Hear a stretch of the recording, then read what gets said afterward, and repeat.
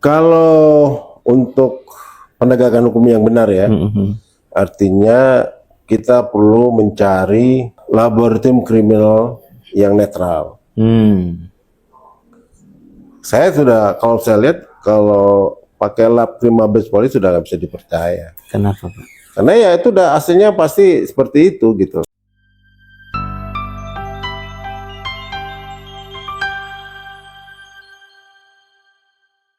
Assalamualaikum warahmatullahi wabarakatuh. Apa kabar teman-teman semua? Saat ini saya sedang bersama dengan seorang pengacara senior yang juga merupakan salah satu kuasa hukum dari para tersangka kasus ijazahnya Pak Jokowi ya Pak ya, yaitu Bapak Herman Kadir SHMH. Apa kabar Pak Herman? Baik, alhamdulillah sehat. Udah lama nggak ketemu kita Pak. Udah lama nggak ketemu. Ya teman-teman, kemarin beliau bersama tim advokasi yang lain Pak ya, mengikuti gelar perkara khusus di Polda Metro Jaya. Ada yang menarik kemarin karena ketika gelar perkara itu sempat penyidik nggak mau menunjukkan ijazah saya Pak. Nah tapi setelah Pak Herman bicara ke para media, tiba-tiba sikap dari penyidik itu berubah.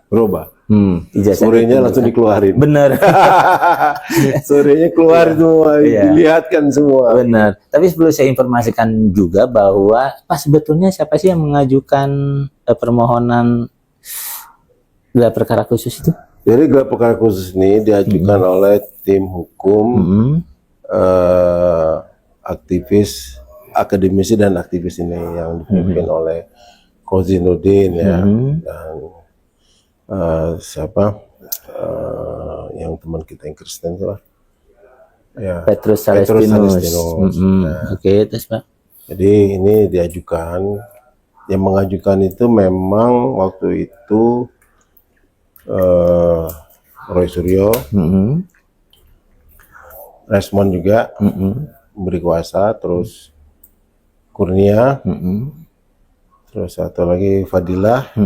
Rizal Fadilah ya. Rizal Fadilah, satu lagi Rustam Effendi. Oke. Pak, sebenarnya kenapa sih mengajukan gelar perkara khusus itu? Kan sudah tersangka soalnya. Iya, artinya gini, artinya memang kenapa mengajukan gelar ini karena alasannya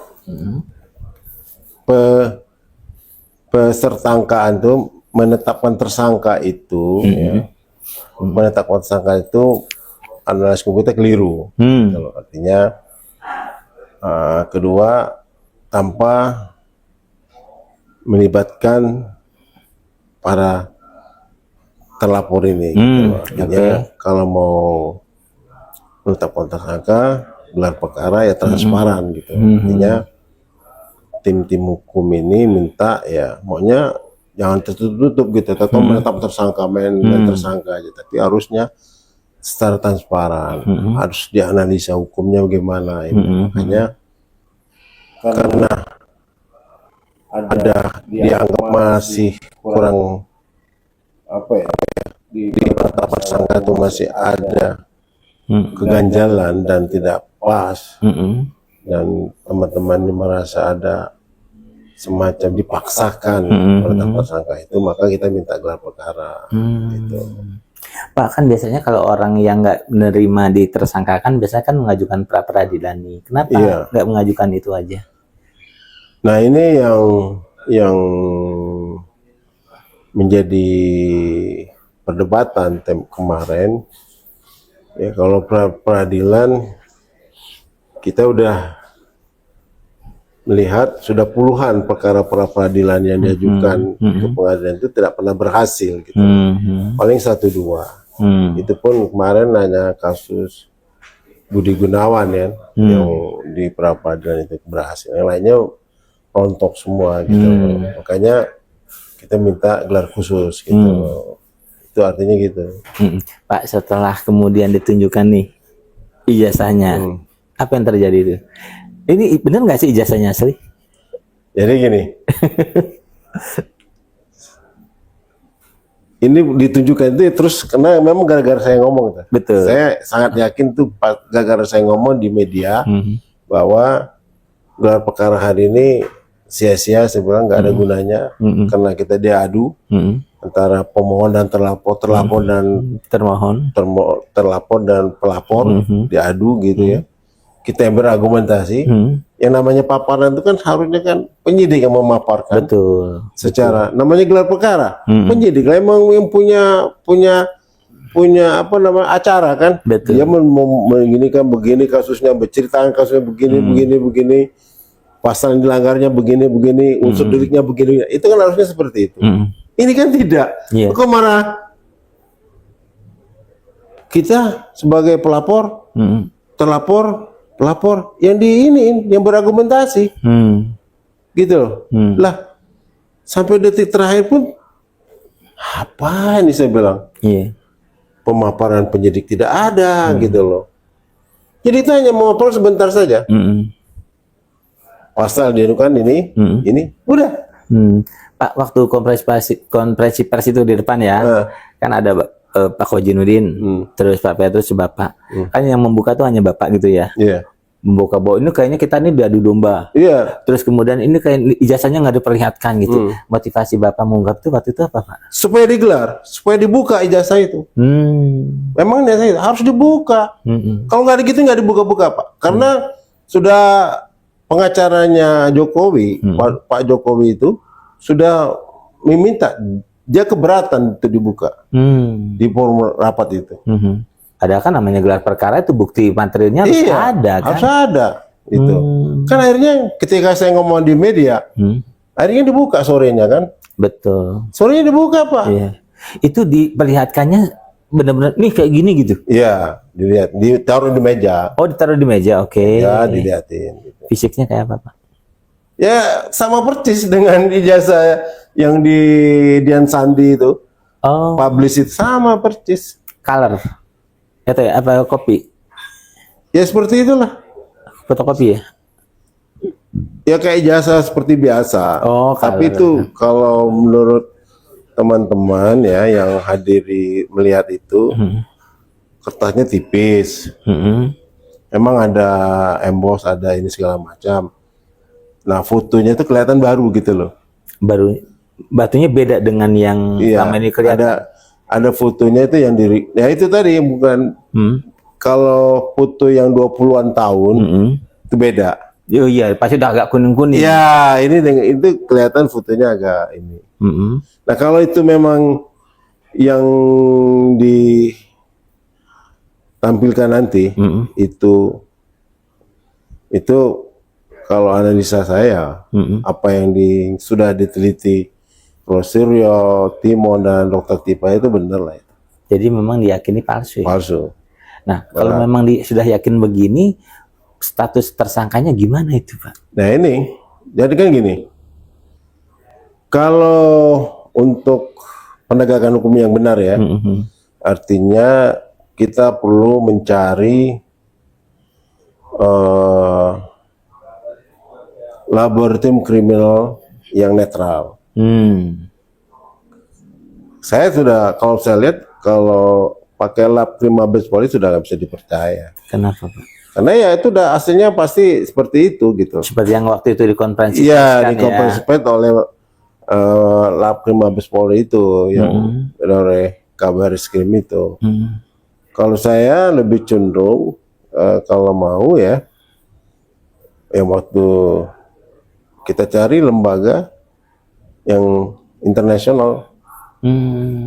Jadi lembaga internasional itu ada seperti kayak Laprim Singapura, Laprim Malaysia, Laprim Kriminal Mabes Polri, Thailand, Lapkrimnya ICC Internasional yang PBB punya, bisa bawa aja ke situ. Kalau mau benar netralitas, kalau mau benar menegakkan hukum dan adil, sebenarnya adil, bawa ke sana. Ini sudah dibicarakan belum di antara kuasa hukum maupun dengan para tersangka? Saya belum pernah bicarakan. Ini baru ide saya sendiri. Saya kalau nanti dirapat ya, kalau saya sarankan seperti itu. Tapi di dalam WhatsApp group saya sudah sampaikan. Gitu. Tapi kalaupun kita mau melakukan itu, lalu polisinya nggak setuju gimana tuh ya? Kan itu pengadilan, Pak. Jadi nggak bisa lagi polisi. Kalau polisi pasti nggak setuju. Artinya ketika berkasnya sampai ke pengadilan, ya kan, naik ke pengadilan, ya itu harus dilakukan seperti itu. Pak, tapi dengan ijazah yang tadi Bapak bilang identik dengan yang selama sudah diteliti sama Rizwan, juga nyukuannya palsu, apa mungkin kasusnya sampai pengadilan? Jasa juga mungkin mikir kali. Ya itu yang belum sampai ke sana pikiran saya. Apakah bisa naik apa tidak? Tapi satu-satunya jalan ya, kalau mau memang hasil lab krim itu diteliti ulang, ini maksud saya diteliti ulang, harus melalui perintah pengadilan. Jadi prosesnya gimana dong, Pak? Ya itu tadi, mungkin ya satu-satunya jalan ya, kalau memang dipaksakan naik ke pengadilan ya harus nanti hakim pengadilan yang memerintahkan. Tapi apa jaksa berani kalau melihat faktanya kayak gitu ya? Nggak mungkin P21 juga kali. Feeling saya gini, maka tempo hari tim reformasi kepolisian itu kan menawarkan apa? Mediasi. Mediasi artinya coba dimediasi gitu kan. Artinya itu. Nah, itu tawaran. Dan itu memang ada surat edaran dari Mahkamah Agung ya. Peraturan Mahkamah Agung itu ada mediasi ya, Pak. Artinya itu yang harus ditempuh. Nah, kalau mediasi ini memang mau ditempuh, ya itu saya kembalikan kepada kliennya. Saya nggak bisa menyarankan apakah harus ini, nanti kan enak. Tapi wadah ini, lembaga ini ada gitu, artinya ada. Forum mediasi itu ada. Silakan kembali ke kliennya. Kalau saya selalu begitu. Kliennya mau tidak, kalau nggak mau ya sudah, monggo. Kalau mau ya silakan gitu loh. Pak, tapi dengan diperlihatkannya ijazah itu yang diyakini, oh kayaknya palsu nih gitu ya. Apa mungkin mereka mau mediasi? Artinya kan para tersangka ini sekarang ada di atas angin sebelumnya kan? Iya. Artinya kalau memang itu tidak mau, ya kan? Artinya tidak mau ya. Artinya kalau polisian tidak berani menaikkan perkara ini ke pengadilan harus ada SP3 dong. Artinya perkara ini harus dihentikan, ya kan? Cuman konsekuensinya Jokowi harus tersangka. Tapi itu konsekuensi hukumnya. Kalau ini dihentikan, kalau begitu sebaliknya, dipaksakan, artinya Rosio dan kawan-kawan ini tersangka. Tapi kalau dari analisa hukum, Bapak kan praktisi hukum nih. Kalau berdasarkan analisa hukum Bapak ini dengan fisik yang sudah kelihatan, yang diduga palsu itu kira-kira bagaimana itu? Kalau analisa hukum saya ini perkara ngambang aja nanti. Ngambang. Tidak dinaikkan, tidak diapakan, dia dibiarin aja. Kan bisa melanggar hak asasi itu, Pak. Kenapa? Bisa melanggar hak asasi kan? Karena orang digantung dalam status tersangka. Tapi ini udah masuk ranah politik masalahnya. Tidak masuk ranah hukum lagi. Politik. Nah, kalau mau dipaksakan juga, Rosiro tersangka. Jadi ada dua kemungkinan. Iya. Tersangka atau SP3. Tergantung bagaimana kebijakan pelaksanaan polisi ya. Pak, waktu kemarin masih di rapat itu ya di waktu gelar perkara itu setelah menunjukkan ijazah gitu, bagaimana respon dari pihak pelapornya juga, kemudian dari pihak tersangkanya juga, dan apa kata polisi? Kan pasti kan langsung dia terlihat. Itu kan gini loh. Itu kan yang ngintip, Pak. Sebenarnya bukan lihat, ngintip. Diintip. Jadi gelarnya tuh nggak boleh meraba begini, nggak boleh, hanya lihat gini aja, kayak orang ngintip aja. tidak serius. Kalau mau memang benar nih, kasih satu-satu gini, ini kan bisa diraba. Ini tidak. Iya sih. Kalau memang ijazahnya palsu, ngapain takut-takut? Itu pegang. Hanya ngintip. Iya. Lihatin aja yang sebenarnya. Kenapa takut? Polisi juga kurang fair kalau menurut saya. Penyidik kurang fair. Mm-mm. Kalau mau lihat ijazah ya liatin aja, biar kebebas, pegang aja, kenapa? Pak, ini dipegang nggak boleh, apa nggak boleh, cuma lihat doang. ada ditengok gini. Iya kayak gitu doang. Memang dilihat kan, tapi kayak gitu gitu loh. Tapi kan dari Artinya gini, di situ kan ketika gelar kedua, itu kan ada peneliti semua itu, ya kan? Itu lebih parah lagi. Itu hanya 10 menit. Saya dapat informasi. Kalau yang season pertamanya agak lama, bisa setengah jam sampai 1 jam. Nah season yang kedua itu cuma 10 menit. Karena kalau nggak salah ada Pak peneliti. Iya, ada Pak Ramadi. Iya. Ada siapa gitu. Nah, kan Tifa Rai sama ini kan peneliti juga. Iya. Itu hanya kasih kesempatan 10 menit. Informasi yang saya dapat ya. Iya. Tapi sama nggak katanya? Kata Tifa seperti cuma 10 menit ngapain katanya, nggak sia-sia kata Tifa. Coba. Gak ada gunanya kata Tifa. Pak, ya kalau 10 menit nggak berani. Tapi lucunya ketika yang season pertama lebih lama. Kenapa ketika Roy dan kawan-kawan ini lebih cepat gitu loh? Karena ada peneliti di sini, saya udah tahu. Ini orang ahli, ini peneliti, jadi dicepetin gitu. Mbak, ini ada indikasi abuse of power nggak sih dari polisi? Ya, saya bukannya apa sih ya. Kalau saya lihat bisa jadi sih arah ke sana. Ini udah kekuasaan bermain di sini, bisa jadi. Tapi itulah ngeri-ngeri sedap juga, karena persoalan ijazah ini tidak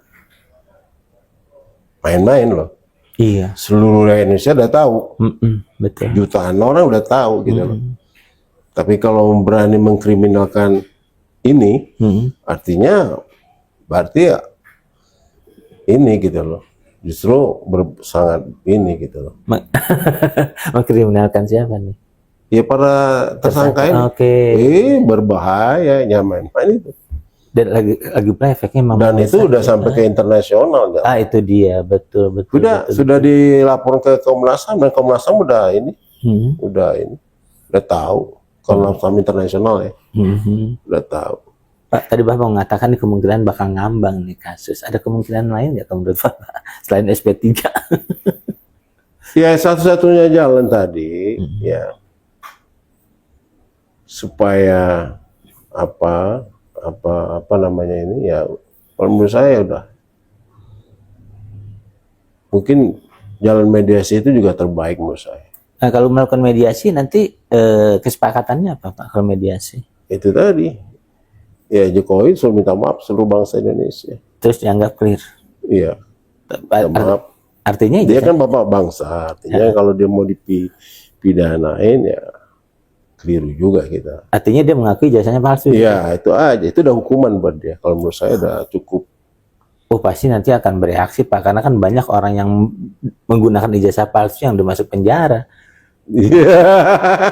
Ini kan kepala negara. Kepala negara ya. Nah, jadi nanti Prabowo langsung ngasih abolisi aja, amnesti atau abolisi. Tapi Pak Jokowi juga dianggap membuat kebijakan yang sangat merusak loh Pak. Itu yang jadi masalah. Iya, itulah tadi. Selama 10 tahun memerintah, ya kita cukup menderita dibikinnya. Ekonomi carut marut, betul. Ya, dan semua kekayaan alam kita habis dirampas oleh investor-investor asing, betul. Oligarki, sudah nggak karuan lah. Iya, dan dampaknya Sumatera kemarin kan. Iya, itu akibatnya keserampangan. Dia kan saya nanya ngomong, siapa yang mau tanah, butuh tanah, tinggal ngomong sama saya, tinggal saya tekan, saya kasih.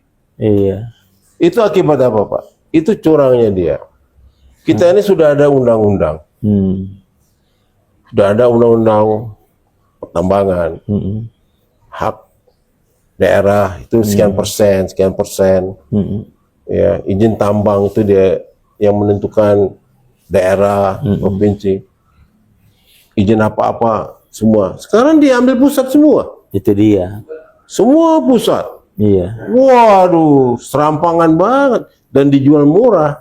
Nah, disitulah dilemanya Jokowi akhirnya. Iya, dijual murah sama Jokowi. Ini kan repot kita. Makanya. Akhirnya negara jadi bangkrut kayak gini. Coba. Nah, itu dia.